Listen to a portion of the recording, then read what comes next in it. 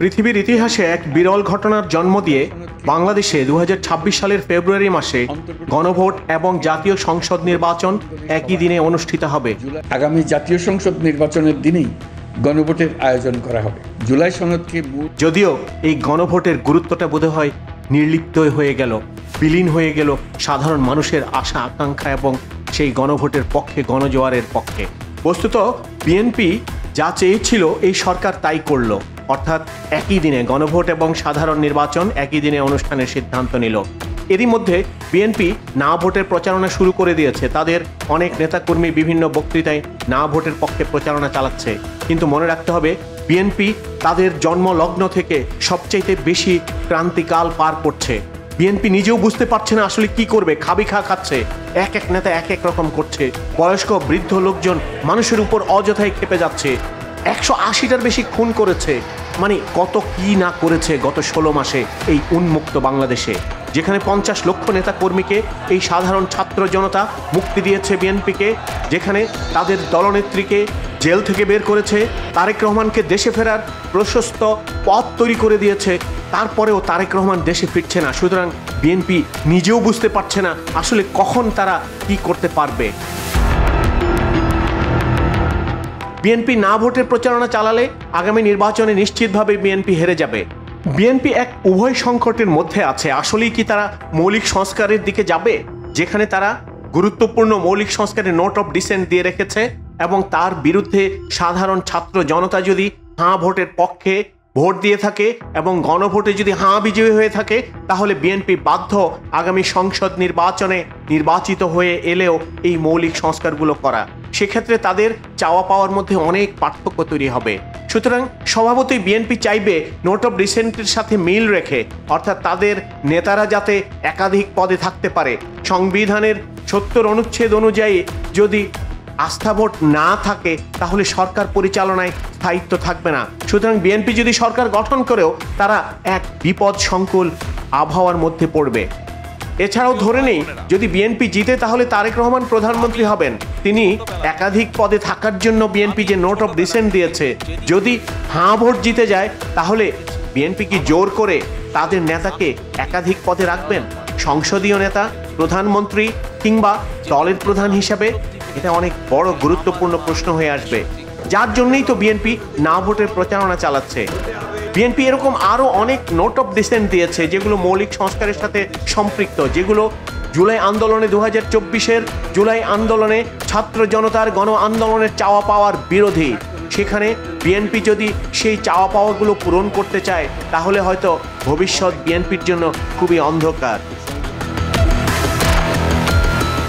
এই জুলাই সনদ প্রস্তাবের মাধ্যমে, এই জুলাই সনদের মাধ্যমে কার্যত বিএনপি পিআর পদ্ধতি মানতে বাধ্য হয়েছে। যদি হাঁ ভোট জিতে যায় তাহলে কি বিএনপি পিআর পদ্ধতি কি অনুসরণ করবে? সংবিধান সংস্কার পরিষদ যেটা গঠন করার জন্য প্রস্তাবে বলা হয়েছে তা কি করবে? সাধারণ ছাত্র জনতার মধ্যে কি ভাবনা, তারা কি বিশ্বাস করে বিএনপি যদি নির্বাচিত হয়ে আসে তাহলে এই সংবিধান সংস্কার পরিষদ তৈরি করবে এবং সংবিধান সংস্কার পরিষদের প্রস্তাবিত ৪৮টি যে প্রস্তাবনা আছে সেগুলোকে বাস্তবায়ন করবে? এটা সন্দেহ আছে। সাধারণ মানুষ এখন বুঝতে পারে। নেতানেত্রীরা যতই গুণগান গেয়ে যাক না কেন, যতই সংস্কারের কথা বলুক না কেন, যতই দফার কথা বলুক না কেন, ৩১ দফার কথা বলুক না কেন, সাধারণ ছাত্র জনতা, সাধারণ জনগণ বুঝতে পারে। সাধারণ জনগণের বোঝার সেই ক্ষমতা তৈরি হয়েছে এই জুলাই ২০২৪ গণ আন্দোলনের মাধ্যমে। দীর্ঘ ১৬ বছর, দীর্ঘ ২০ বছর যেখানে মানুষকে ঘুম পাড়িয়ে রাখা হয়েছে, জোর করে ঘুম পাড়িয়ে রাখা হয়েছে, সেই জুলাই আন্দোলন মানুষকে আবার জাগিয়ে তুলেছে এবং ভবিষ্যতে মানুষ জাগ্রত থাকবে। তারই প্রমাণ আমরা গত ১৬ মাস দেখেছি। এই স্বাধীনতাটুকু অন্তর্বর্তী সরকার মানুষকে অন্তত বুঝিয়ে দিয়েছে, তুমি তোমার অধিকার আদায় করে নেবে। যতই অন্তর্বর্তী সরকারের ব্যর্থতা আমরা বলি না কেন, অন্তত একটা জায়গায় অন্তর্বর্তী সরকার সফল। আমি যেটা বলবো, বাংলাদেশের এই ১৮ কোটি জনগণকে স্বাধীনতার স্বাদ দিতে শিখেছে, স্বাদ নিতে শিখেছে, স্বাদ দেওয়ার সুযোগ করেছে। সুতরাং আগামী দিনগুলো যারাই নির্বাচিত হয়ে আসবেন তাদের জন্য সহজ হবে না। তাদেরকে সাধারণ জনগণের কথা মাথায় রেখে কাজ করতে হবে। বিএনপি হয়তো না ভোটের প্রচারণাই চালাবে, কারণ তারা পিআরের বিপক্ষে। উচ্চকক্ষে সংসদে পিআর পদ্ধতিতে সংসদ সদস্য নির্বাচনের জন্য জুলাই সনদে কিংবা অন্তর্বর্তী সরকার যে সিদ্ধান্ত নিয়েছে সংবিধান সংশোধন পরিষদের মাধ্যমে, যদি না ভোট জয়ী না হয় তাহলে বিএনপি বাধ্য সেই পিআর মানতে। বিএনপি যদি সংসদ নির্বাচনে জিতেও আসে এবং গণভোটে যদি হাঁ ভোট বিজয়ী হয় তাহলে বিএনপি বাধ্য, এবং বিএনপি যদি না মানে নির্বাচিত হওয়ার পরেও, তাহলে বিএনপিকে বাংলাদেশের সাধারণ মানুষ চিরকালের জন্য নিশ্চিহ্ন করে দেবে, যেমনটি করেছে আওয়ামী লীগকে। আমরা আজকে আপনাদের সামনে আমাদের প্রায় 232টা আসনে আমরা আমাদের সম্ভাব্য প্রার্থীদের নাম ঘোষণা করতে যাচ্ছি। ইতিমধ্যে বিএনপি তাদের 237টি আসনের জন্য সম্ভাব্য প্রার্থীদের নাম ঘোষণা করেছে এবং তার মধ্যে 10 জন নারী প্রার্থী আছেন। জুলাই জাতীয় সনদে নারী প্রতিনিধিত্বের ক্ষেত্রে প্রত্যেকটা দল এক হয়েছে, তবে পর্যায়ক্রমে। মোট নারী সংসদ সদস্য 100 জনে উন্নীত করা। এক্ষেত্রে বিএনপিও একমত হয়েছিল এবং তারা বলেছিল এই নির্বাচনে তারা 5 ভাগ নারী প্রার্থী সরাসরি নির্বাচনের জন্য মনোনয়ন দেবেন। কিন্তু এই 10 জন নারী প্রার্থী, যারা 237 জনের মধ্যে 10 জন, যা 5 ভাগেরও কম। এখন সত্যিকার অর্থে যদি 10 জন জিতেও আসে তাহলে কিন্তু 5 ভাগ নারী প্রার্থী বিএনপি থেকে আসছে না। আমি ধরে নেই যে এই 10 জনের মধ্যে হয়তো 5 জন জিতে আসলো, তাহলে এই জুলাই সনদের চার্টার অনুযায়ী বিএনপি নারী সদস্য সংখ্যা 5 ভাগের জায়গায় হয়তো 1 ভাগ বা 2 ভাগ নারী সদস্য সরাসরি নির্বাচিত হয়ে আসবে। বস্তুত আগামী গণভোটে বিএনপি যদি না ভোটের প্রচারণা চালায় তাহলে 35 ভাগ যুবশক্তি যারা নতুন করে ভোটার হয়েছে তারা বিএনপির বিরুদ্ধে ভোট দেবে। কাকে ভোট দেবে সেটা বিবেচ্য নয়, বিবেচ্য হচ্ছে সংস্কারের বিরুদ্ধে যারা অবস্থান নিয়েছে সাধারণ ছাত্র জনতা, তার বিরুদ্ধেই ভোট দেবে। কারণ ভবিষ্যতের বাংলাদেশে সাধারণ মানুষ আবার কোনো ধরনের ফ্যাসিস্ট দেখতে চায় না। সেখানে তারা দেখতে চায় জনগণের সরকার, যারা জনগণের কথা বলবে, জনগণের সাথে কাজ করবে এবং ছিনতাই, খুন, ধর্ষণ থেকে দূরে থাকা রাজনৈতিক দলকেই হয়তো সাধারণ ছাত্র জনতা নির্বাচিত করে নিয়ে আসবে।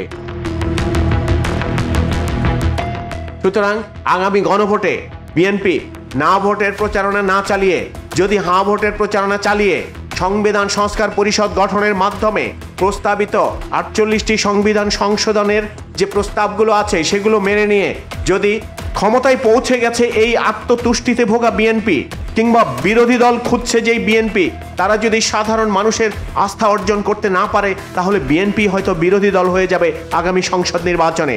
সুতরাং বিএনপি যদি আগামী সংসদ নির্বাচনে জিততে হয়, ভবিষ্যতে যদি 5 বছরের জন্য সরকারকে নেতৃত্ব দিতে হয়, তাহলে গণভোটে হার পক্ষে প্রচারণা চালিয়ে সংবিধান সংস্কার পরিষদ গঠনের মাধ্যমে সংবিধান সংস্কারের প্রস্তাবনাগুলো বাস্তবায়ন করে ভবিষ্যতের একটি নতুন বাংলাদেশ গড়ে তোলার স্বপ্ন দেখানোই হবে বিএনপির জয়যাত্রার সবচেয়ে উল্লেখযোগ্য এবং সবচেয়ে যুগোপযোগী পদক্ষেপ।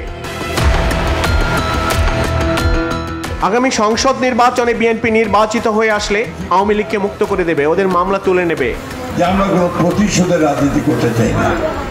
আওয়ামী লীগ যেভাবে মামলা করতে, আমরা সে মামলা করতে চাই না। যদি মামলা হয়ে থাকে আমি আপনাদেরকে কথা হচ্ছি, সমস্ত মামলা তুলে নেওয়া হবে। যত মামলা আছে আওয়ামী লীগের বিরুদ্ধে আমরা সমস্ত মামলাগুলো তুলে নেব। এই প্রস্তাবনাগুলো নেতাকর্মীদের বিএনপিকে বিলীন করে দেবে বাংলাদেশ থেকে, লিখে রাখতে পারেন। আমরা ওই প্রতিহিংসা প্রতিশোধের রাজনীতি করবো না। 5ই আগস্ট পরবর্তী সময়ে আওয়ামী লীগের 50,100,000 কোটি নেতাকর্মী কোথায় আছে, কিভাবে আছে, বাংলাদেশের সাধারণ জনতা এটা বুঝতে পারে। কোন খালিস্তান কে পূরণ করেছে, কার জায়গা কে দখলে নিয়েছে, কোন বাজার কে কার দখলে নিয়েছে, ছিনতাই কে করেছে, কে করেছে, বাংলাদেশের মানুষ দেখছে। সুতরাং এককে পুনর্বাসিত করতে গিয়ে বিএনপি নিজেই হয়তো ফ্যাসিস্টে পরিণত হবে, এটা সাধারণ মানুষের ধ্যান ধারণার মধ্যে ঢুকে গেছে। সুতরাং আগামী নির্বাচনে বিএনপি গণভোটে হার পক্ষে প্রচারণা চালিয়ে হয়তোবা তাদের ভাবমূর্তি কিছুটা পুনরুদ্ধার করতে পারে, তবেই হয়তো সাধারণ ছাত্র জনতা বিএনপিকে আবার আগামীতে ক্ষমতায় আসীন করবে।